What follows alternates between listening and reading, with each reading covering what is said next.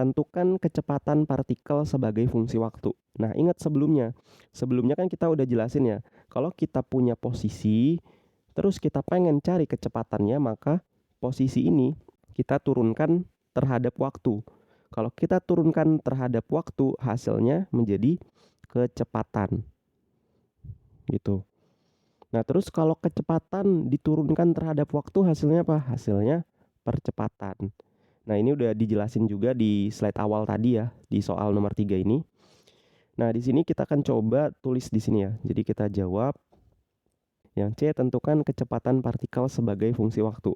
Nah, sebelumnya di sini sudah saya tuliskan juga ya cara nulisnya itu kayak gimana. Jadi kecepatan merupakan turunan posisi terhadap waktu gitu. Jadi bacanya kecepatan sama dengan turunan dari posisi terhadap waktu gitu, bukan DRT dibagi DT, bukan gitu. Nah, tinggal kita masukin aja nih nilai posisinya tadi.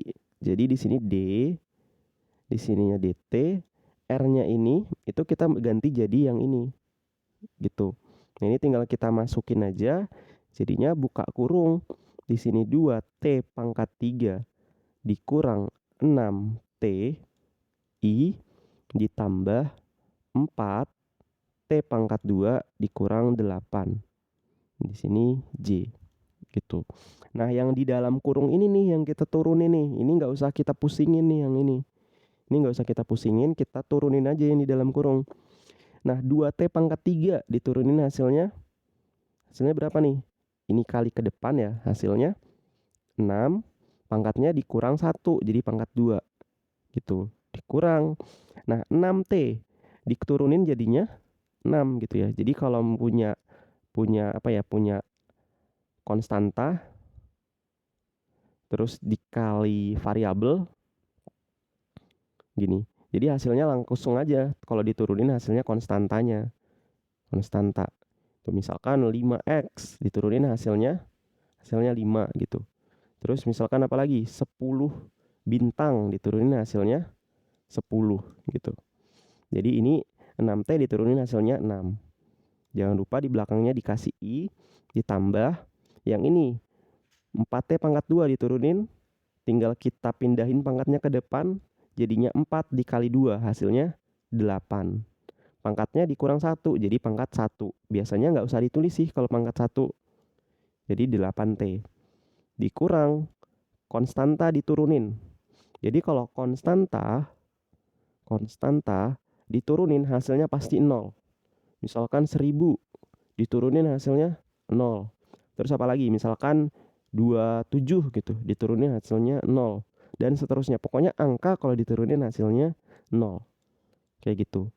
Jadi ini merupakan kecepatan terhadap waktu. Nah, sebelumnya di sini coba saya revisi juga untuk penulisan V-nya. Ini bukan kayak gini. Harusnya kita tulis V, di sini ada T-nya. Gitu ya. Jadi di sini V, ini ada T-nya. Gitu. Jadi ini merupakan persamaan kecepatan partikel sebagai fungsi waktu. Kayak gitu. Selanjutnya kita masuk ke soal yang D, hitung kecepatan partikel pada saat T sama dengan 2 detik. Nah, di sini tinggal kita masukin aja ya. Jadi di sini tuh yang D, V T saat T-nya sama dengan 2 gitu. Nah, persamaan V-nya tadi udah kita tulis ya, udah kita dapatkan di soal yang C. Di sini jangan lupa dikasih vektor, ini juga vektor. Terus posisi udah ya, ini tinggal kasih vektor. Jangan lupa ya, teman-teman. Nah, di sini kita coba tuliskan ulang ya persamaan kecepatannya yang ini. Jadi vektor V sama dengan di sini 6T pangkat 2 dikurang 6 I ditambah 8T. Di sini J. Nah, T-nya ini tinggal kita ganti jadi 2 gitu ya. Jadi di sini tinggal kita tulis V, T-nya ganti 2, berarti semua variabel yang ada di ruas kanan, variabel T-nya jadi 2 gitu. Jadi di sini 6, T-nya ganti 2, pangkat 2 dikurang 6. Terus di belakangnya kasih I ditambah 8, T-nya jadi 2 dikali 2. di sini J. Gitu. Nah, ini tinggal dihitung aja. 2 pangkat 2 hasilnya 4 dikali 6 hasilnya 24 dikurang 6 ini itu I ditambah 8 dikali 2 hasilnya 16. Jadi di sini 16 J gitu. Nah, ini tinggal dilanjutin 24 dikurang 6 hasilnya 18 I ditambah 16 J gitu. Jadi kecepatan partikel saat T sama dengan 2 itu 18 I ditambah 16 J. Satuannya jangan lupa meter per sekon. Selanjutnya kita akan coba jawab yang E. Kita coba jawab di slide berikutnya ya. Jadi di sini soal nomor 3, yang E, tentukan percepatan partikel sebagai fungsi waktu dan hitung pada T sama dengan 2 detik. Nah, tadi kita udah tulis ya bahwa kalau kita pengen mendapatkan percepatan, berarti si kecepatan ini diturunkan terhadap waktu.